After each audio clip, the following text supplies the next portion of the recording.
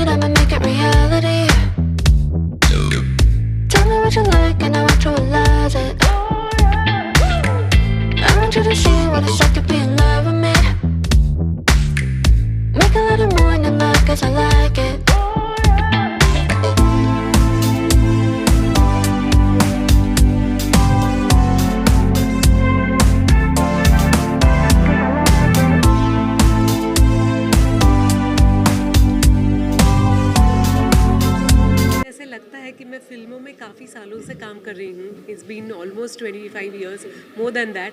लेकिन फिल्मों ने कोई ऐसा सब्जेक्ट छोड़ा नहीं है किसी भी इशू के लिए कि उनके ऊपर फिल्म नहीं बनाई गई है.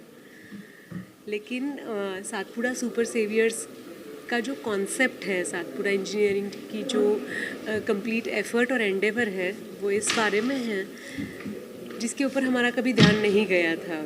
It is all about ambulance drivers and ambulance service providers. तो मुझे बहुत ही प्राउड महसूस हो रहा है क्योंकि ये ऐसे लोग हैं हमारी सोसाइटी के जो काफ़ी मेहनत करते हैं, जो अपनी जान हथेली पे रख के काम करते हैं, लेकिन उनको उनके काम का क्रेडिट नहीं मिलता है. तो we are making a YouTube series of 8 episodes जिसके लिए हम आप सभी का स्वागत करते हैं. आप आइए, देखिए. और सिर्फ देखने से आपका मनोरंजन नहीं होने वाला है. हमें एब्सोल्युटली गारंटी है कि इन फिल्मों को देखने के बाद आपको इंस्पिरेशन मिलेगी और आप ये चाहोगे कि ऐसा काम और भी लोग करते रहें.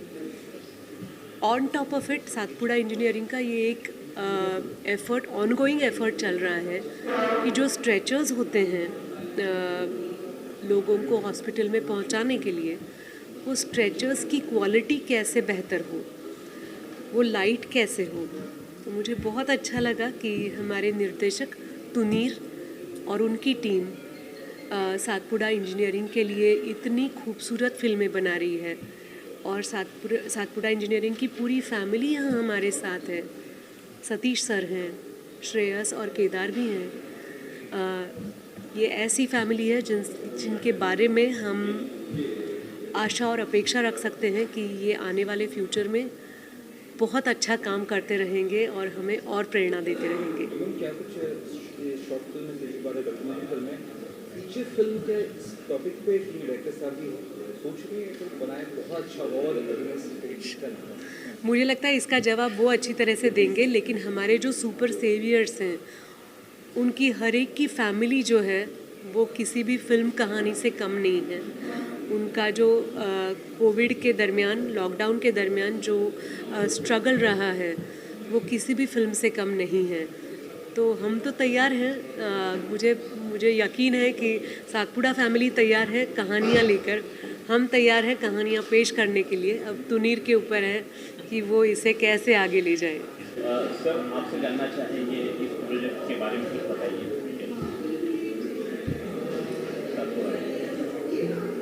ये आपको सुपर सेवियर प्रोजेक्ट के मेरे से ज़्यादा तो आई थिंक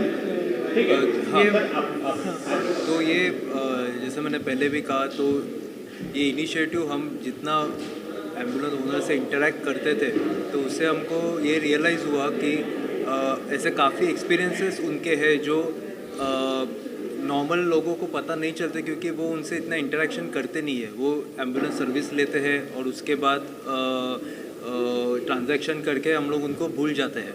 लेकिन उसके पीछे जितना भी उन्होंने हार्डवर्क किया है, जितने सैक्रिफाइसेस पर्सनल लेवल पे किए हैं, वो उनके सामने कभी आते ही नहीं है। तो जब भी मैं इनसे इंटरेक्शन कर रहा था तब मुझे पता चला कि ऐसे काफ़ी स्टोरीज़ है, ऐसे काफ़ी इंसिडेंसेस है जो दिल को बहुत छू जाते हैं और किसी और को पता ही नहीं रहता, वो सिर्फ मैं और उनके बीच में इंटरेक्शंस होती थी।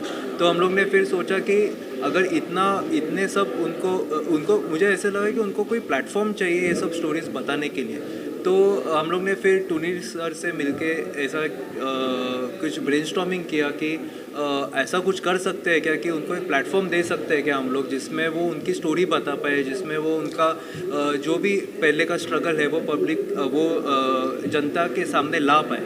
तो वैसा प्लेटफॉर्म हमको यूट्यूब मिला। तो यूट्यूब में हम लोग ने हर एक सातपुड़ा सुपर सेवियर के ऐसे 8 एपिसोड्स बनाए और वो एपिसोड्स अभी आज लॉन्च होने वाले हैं। उसमें अब आप उनकी सबकी स्टोरीज़ देख सकते हो। बहुत हार्ट वार्मिंग और हार्ट टचिंग स्टोरी है। तो हमको भी बहुत खुशी हो रही है कि आज यूट्यूब और आपके ज़रिए ये स्टोरी बहुत लोगों तक पहुंचने वाली है और लोगों को ये बिहाइंड द सीन्स जो है उनके लाइफ में वो पता चलने वाला है। उनकी एक इमोशनल साइड पता चलने वाली है, एक स्ट्रगल वाली साइड पता चलने वाली है, जो भी सैक्रिफाइसेस है वो साइड पता चलने वाली है।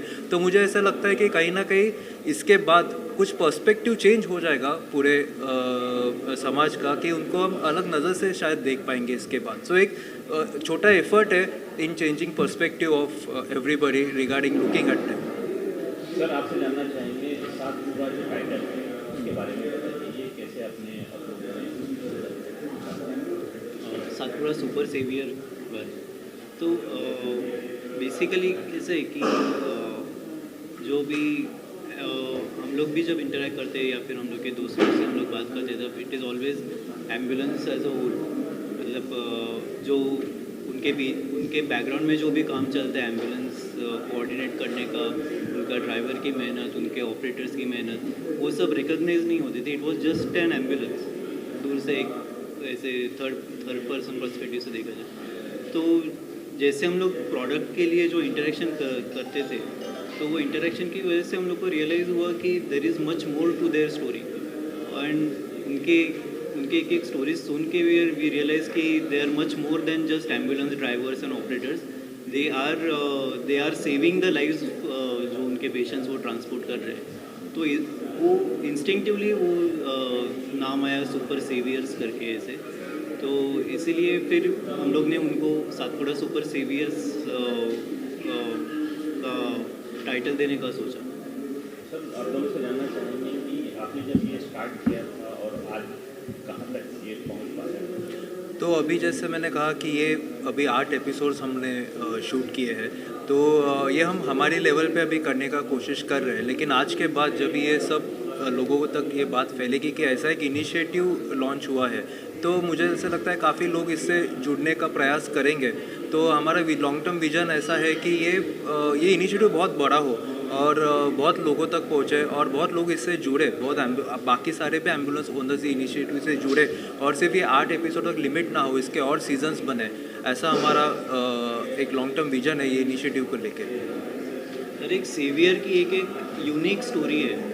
तो हम चाहते हैं कि हम ये हर एक सेवियर से जुड़ना चाहेंगे और उनकी जो भी स्टोरीज है, उनके जो भी स्ट्रगल्स हैं वो बाकी के पब्लिक तक भी पहुँचे और उनकी मेहनत रिकॉग्नाइज हो और वो रिस्पेक्ट मिले उनको, जो बाकी डॉक्टर्स नर्सेस और उनको भी उनको मिलते हैं। कहाँ तक पहुँच पाए हैं अभी हम लोग सिर्फ लोकली जो हमारे आसपास के जो कस्टमर्स या आसपास फिलहाल हम लोग एक महाराष्ट्र बेस के, थोड़ा सा आपको ब्रीफ दूंगा कि फ़िलहाल हम लोग महाराष्ट्र के ही एम्बुलेंस सर्विस प्रोवाइडर जो हमने चुने हैं, जो 8 जो सर्विस प्रोवाइडर्स है, जो जिनकी कोविड की स्टोरीज, उनकी लाइफ स्टोरीज हमें इंस्पायरिंग लगी और हमने उनको लोगों तक पहुंचाने की कोशिश की। ऐसे और भी हम नेशन वाइड स्टोरीज कलेक्ट करना चाहते हैं, इसलिए हमने एक साइट का लिंक भी दिया है रजिस्ट्रेशन का, जिस रजिस्ट्रेशन लिंक पे लोग क्लिक कर सकते हैं अपनी सारी डिटेल्स। वो अगर एम्बुलेंस सर्विस प्रोवाइडर्स है, ओनर्स है, तो अपनी सारी डिटेल्स वहाँ पे फिलअप करें, अपनी कहानी वहाँ पे बताएं, वो हम तक पहुँचेगी, हम उस कहानी को लोगों तक पहुँचाएंगे। ये हमारा टोटल एक प्लान 1 है। इस प्लान का दूसरा स्टेज है कम्युनिटी ग्रुप, जैसे कि वैभव खेटले जी यहाँ पे हमारे पास एम्बुलेंस सर्विस प्रोवाइडर है, राज लोखंडे जी है, बहुत सारे। इन सब ऐसे सर्विस प्रोवाइडर्स को उस एक छत के नीचे लाना। कैसे होता है, एग्जांपल अभी आप मीडिया वाले भी है, आपके मीडिया में भी ऐसा होता है ना, कोई एक बड़ा मीडिया होता है, कोई छोटी मीडिया होती है, एक कोई मीडियम स्केल का होता है। तो छोटे पर्सन को किसी बड़े पर्सन से कुछ सहायता मिल सकती है, लेकिन वो तभी मिल सकती है ना जब एक दूसरे से जाने मिले। तो वैसे ही हम सारे सर्विस प्रोवाइडर्स को एक छत के नीचे लाना चाहते हैं, जिससे वो सभी एक छत के नीचे एक दूसरे की मदद कर पाए। कुछ ज़रूरत हो, अगर पुणे के एम्बुलेंस वाले को कुछ मुंबई के एम्बुलेंस वाले से कुछ मदद चाहिए तो उसी ग्रुप पे कांटेक्ट कर सकता है। इधर से उसको आसानी होगी ये सारी चीज़ें करने के लिए। वहाँ पे उस कम्युनिटी में जैसे संदीप गुगे जी से जैसे पर्सन जो गवर्नमेंट की चीज़ों को कनेक्शन कर सकते हैं, इन्फ्लुएंस कर सकते हैं, उन जैसे पर्सन्स को भी हम उस कम्युनिटी ग्रुप में लेंगे। ये हमारा फेज़ 2 है। और फेज़ 3 है कि इसको सरकार कुछ अलग तरीके से इनिशिएटिव को सपोर्ट करे और एम्बुलेंस ड्राइवर्स को बहुत सारी मेंटेनेंस की कॉस्ट बहुत ज़्यादा होती है उनके एम्बुलेंस को मेंटेन करने के लिए। कार्डियक एम्बुलेंस हो तो स्पेशली ज़्यादा ही खर्चा होता है। तो उधर सरकार क्या क्या सब्सिडाइज कर सके, उसके लिए हम इनकी आवाज़ उन तक कैसे पहुँचाएँ, इसके लिए भी हम काम करेंगे। तो हमारे ऐसे 3 फेजेस में इस इनिशिएटिव के काम होंगे और इन 3 फेजेस को काम करने के लिए सातपुड़ा इंजीनियरिंग जैसी कंपनी ने पीछे बैकिंग की। That's the big deal. इसलिए आज हम ये सब कर पा रहे हैं। So that is the our future plan and the progress thing. और मैं चाहूँगा कि यहाँ पे 2 एम्बुलेंस ड्राइवर्स हमारे यहाँ पे बैठे हैं, राज लोखंडे जी और वैभव खेटले जी। तो ये अपनी रिव्यू दे इस इनिशिएटिव, क्योंकि उनके ही मुँह से वो बताए वो ज़्यादा बेटर है चीज़ों के बारे में। आई थिंक रखने के लिए, इसके लिए हम उनका शुक्रिया अदा करते हैं। एम्बुलेंस सर्विस प्रोवाइडर ये खाली एक ही देखा जाता है कि एम्बुलेंस एक पेशेंट को एक डॉक्टर के पास लेके जाता है या हॉस्पिटल में लेके जाता है, बट इस दौरान जो भी फैसिलिटी बनती है, क्या करना पड़ता है, ड्राइवर लोग जो रहते हैं 24 आवर्स अलर्ट रहना पड़ता है। ये सब फैसिलिटी देने के लिए, उनको प्रोवाइड करने के लिए, उनको उनके पीछे जो एक स्ट्रगल लाइफ है वो किसी ने देखी नहीं है कि क्या क्या करना पड़ता है। कोविड के बीच में तो अब सब लोग बात करेंगे, लेकिन उसका मतलब नहीं है, वो था एक दौर निकल गया। लेकिन जो उसके बाद भी जो प्रॉब्लम्स आती है, जैसे लोगों ने उन्होंने बोला कि एजुकेशन, एम्बुलेंस में एजुकेशन पर्सन अगर होते या ना होते उसमें कोई फ़र्क नहीं गिरता। ह्यूमैनिटी क्या है, उसको क्या करना चाहिए एम्बुलेंस के पीछे, वो क्यों काम कर रहा है। अभी हमारे माँ बाप ने ये काम हमको सिखाया नहीं था, हम सीखे हैं। उन्होंने जो बताया अच्छे काम करने के लिए हम लोगों ने सीखे, और उसमें हम लोग को ब्लेसिंग मिल रही है। इसके लिए हम लोग कंटिन्यू कर रहे हैं। हम लोग ने भी एजुकेशन किया है, बट उसमें अच्छा मरीज़ के लिए अच्छा रहता है। हम मरीज़ को अच्छा लेके जाने के लिए उनके जो ब्लेसिंग मिलते हैं, इसके लिए हम लोग ये काम कर रहे हैं। उसमें तकलीफ़ें तो बहुत आ रही है, गवर्नमेंट की तरफ से तो बहुत तकलीफ है। उनको कोई फैसिलिटी नहीं मिल रही है कि एम्बुलेंस के पीछे की उनको एक इंश्योरेंस मिले, तो उसको एक उनके लिए पासिंग के लिए भी कोई ये किया नहीं है। वो अलग से उनको भी रात भर एक रुकना पड़ता है पासिंग के लिए। ये दौरान उनके एक रूल चेंज होते थे, रात भर में उनके लैम्प चेंज हो जाते हैं। ये सब छोटी मोटी बहुत सारी चीज़ें हैं, वो सब कुछ कोई प्रोवाइड नहीं करते। टैक्सेस भी उनको यही है, 28% टैक्सेस है जो है जीएसटी पे उनको 28% जीएसटी ले रही है एम्बुलेंस सेगमेंट में भी। वो किसको पे करना है, एम्बुलेंस प्रोवाइडर को, जो टैक्सेशन में जीएसटी में एग्जेम्प्टेड है एम्बुलेंस, तो वो सेटअप तो नहीं ले पाएगा। ये सब छोटे मोटे चीज़ें जो है ना बहुत सारी मायने रखते हैं। उससे कॉस्ट कटिंग होगी, लोगों को अच्छी फैसिलिटी मिल सकती है। ये जो एम्बुलेंस सर्विस प्रोवाइड करते हैं उसके पीछे उनका उनका अंदर के क्लीनअप कितना खर्चा होता है, ये सब कुछ चीज़ें नहीं। लोगों को क्या लगता है ऑटो रिक्शा का 35 रुपये किलोमीटर है, तो ये कितना 1 किलोमीटर जाना 35 रुपये ले लो। ओला उबेर है 150 रुपये में हो जाता है। तो ओला उबेर वाला पेशेंट नहीं उठा पाएगा, उसमें केयर नहीं होता है, उसमें इक्विपमेंट नहीं होते हैं। इक्विपमेंट्स क्या डालने चाहिए एम्बुलेंस में, ये सब कुछ पैरामीटर्स होता है। आज के डेट में हर एक एम्बुलेंस वाला उसको फॉलो कर रहा है। इसीलिए मैं इनिशिएटिव इन लोगों ने जो लिया है, प्लेटफॉर्म दिया है हमको, तो मैं सभी एम्बुलेंस सर्विस वालों को ये दरख्वास्त करूँगा कि आप एक प्लेटफॉर्म पे आइए, आपके अच्छे और बुरे सब जो भी कहानियाँ हैं वो आप आगे ला के उस पर अपन एक दौरान से एक इलाज करें और लोगों की भी सेवा करें। फर्स्ट ऑफ ऑल मैं सातपुड़ा सुपर सेवियर जो उन्होंने नाम दिया है और पाटिल सर उनका मैं धन्यवाद उनको मैं ये करना चाहता हूँ। सर डरिए मत, आराम से। सो एक्चुअली क्या है कि वैभव सर ने जैसे बोला कि एम्बुलेंस जो ड्राइवर्स है डॉक्टर्स है जो कि 24 आवर्स काम करते हैं। अभी देखा जाए तो ऑटो रिक्शा या फिर ओला उबेर जो भी उनका एक टाइम पीरियड रहता है कि 8 घंटा 10 घंटा काम करे फिर वो अपने घर पे चले जाते हैं। एम्बुलेंस में वैसा नहीं है, जो कि है वो उनको रूम में ही एक ही रूम में रहना पड़ता है, जो कि उनका घर परिवार छोड़ के आना पड़ता है। वो लोग 24 आवर्स काम करते हैं और उसमें क्या होता है कि देखा जाए कि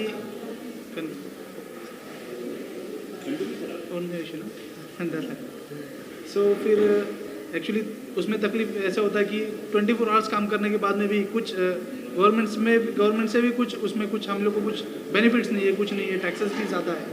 तो उसमें भी गवर्नमेंट को थोड़ा सा ये करना चाहिए कि टैक्सेस एम्बुलेंस के ऊपर कम करना चाहिए और बस ये मतलब कि यही कहना। Thank you. ये भी है कि लोगों को रेगुलेशंस और टेक्निकलिटी अबाउट एम्बुलेंसेस नहीं पता है। सो आई वुड लाइक टू मतलब आस्क श्रेयस सर की इस चीज़ पे थोड़ा हाईलाइट डाले कि टेक्निकलिटी आप सबको नहीं पता है, मुझे भी पहले नहीं पता थी कि एम्बुलेंस के बहुत सारे सेफ्टी नॉर्म्स और स्टैंडर्ड्स होते हैं और गवर्नमेंट ने अभी जो नए नॉर्म्स इंट्रोड्यूस किए उसके बारे में और क्यों है और क्या ज़रूरी है वो।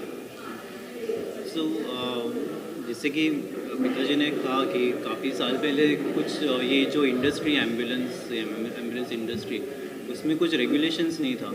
तो क्या होता था कि जो भी इक्विपमेंट है, जो भी पेशेंट है और ऑपरेटर्स वगैरह है, जब कोई एम्बुलेंस रोड एक्सीडेंट्स वगैरह होते थे तो काफ़ी सीवियर इंजरीज होती थी या फिर डेथ भी होते थे।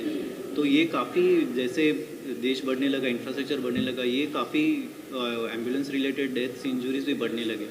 तो ये देख के गवर्नमेंट ने एक AIS 125 नाम के नॉर्म्स निकाले जो 2018 से इम्प्लीमेंट हुआ है। तो ये AIS 125 नॉर्म्स में उन्होंने ऐसे काफ़ी अलग अलग चीज़ें स्पेसिफाई किया है। उसमें इतने डिटेल तक गवर्नमेंट गया है कि एम्बुलेंस में कितनी रोशनी होनी चाहिए, क्या क्या इक्विपमेंट्स होने चाहिए, कैसे होने चाहिए। और ये कभी आए नॉर्म AIS 125? 2018 में 2018। तो उसमें वो नॉर्म्स के हिसाब से नॉर्म्स में ऐसे भी लिखा है कि जो भी इक्विपमेंट है, स्ट्रेचर है या मेडिकल डिवाइसेस है, वो 10G इम्पैक्ट टेस्ट रेजिस्ट होने चाहिए। ये नॉर्म्स पहले नहीं थे। तो इससे क्या होता है, जब एम्बुलेंस का कुछ एक्सीडेंट में इन्वॉल्व वगैरह रहती है तो अंदर के इक्विपमेंट्स है, जो पेशेंट स्ट्रेचर पे लेटा हुआ है, तो ये नॉर्म्स इंश्योर करते हैं कि वो सारे इक्विपमेंट्स 10G का फोर्स झेल पाए और पेशेंट की सेफ्टी, ऑपरेटर की सेफ्टी उसमें इंश्योर करें। तो जब ये नॉर्म्स आए तो वो नॉर्म्स के हिसाब से हम लोग ने ये स्ट्रेचर डिज़ाइन किया। वो डिज़ाइन करते वक्त हम लोग ने काफ़ी इंटरेक्शन की एम्बुलेंस ऑपरेटर से और वहाँ से ये सब इनिशिएटिव का सब शुरुआत हुई। और फिर हम लोग आई थिंक सो ये मेक इन इंडिया की स्वदेशी पहली ऐसी ब्रांड है जो यूरोपियन स्टैंडर्ड इंडियन इसमें लेके आए हैं, जो कि नहीं थे पहले। हम सिर्फ चाइना पे निर्भर थे और दूसरा हमारे पास, नाम नहीं लूँगा कंपनीज़ के, लेकिन फ्रांस की कंपनीज़ है, इटली की कंपनीज़ है, उससे इंपोर्ट होता था। लेकिन अभी इंडियन है, तो make in India movement norms को मीट करने के लिए पहले ऑप्शन ही नहीं था, बट इंपोर्ट करना पड़ता था। तो वो भारत की आत्मनिर्भरता बढ़ाने के लिए हम लोग ने ये स्ट्रेचर डेवलप किया, वो सर्टिफाई किया ARAI से। और फिर हम लोग ये फोर्स मोटर्स, टाटा मोटर्स और बाकी सारे OEMs को ये सप्लाई कर रहे हैं ताकि उनकी एम्बुलेंस ये सारे AIS नॉर्म्स के हिसाब से जो बनाते हैं वो कंप्लाई करें। So force, Tata, AIS standards में ही सारे एम्बुलेंसेस बनाते हैं और उसी से तो मतलब वहाँ पे इन्हीं का सप्लाई होता है। सो मतलब इट एंश्योर। सो मेरा ये इनिशिएटिव से ये भी जागृति करना चाहते हैं हम कि AIS कंप्लायंस एम्बुलेंसेस रखे सारे ड्राइवर्स। और इवन आप सेवा जब लेते हैं आपको भी देखना चाहिए कि ये ambulance service provider AIS 125 certified है कि नहीं, इसकी सारी कंप्लायंसेस मीट कर रही है कि नहीं, तभी आपकी सेफ्टी एश्योर हो जाती है। लेकिन वो कैसे पता करे कि हम लोग सर्टिफिकेट होता है उसके पास? सर्टिफिकेट होता है एंड ऑल्सो जो भी काफ़ी सालों से जो एम्बुलेंस ऑपरेटर्स और ये इंडस्ट्री में उनको भी उनका एम्बुलेंस अपग्रेड करना है, इक्विपमेंट अपग्रेड करना है, तो वो जो नए इक्विपमेंट्स लेते हैं तब वो इंश्योर करे कि वो AS 125 कंप्लाई कर रहे हैं, ताकि वो भी उनके कस्टमर्स के लिए एक हाई क्वालिटी और हाई कंफर्ट सर्विस प्रोवाइड कर पाए। Thank you.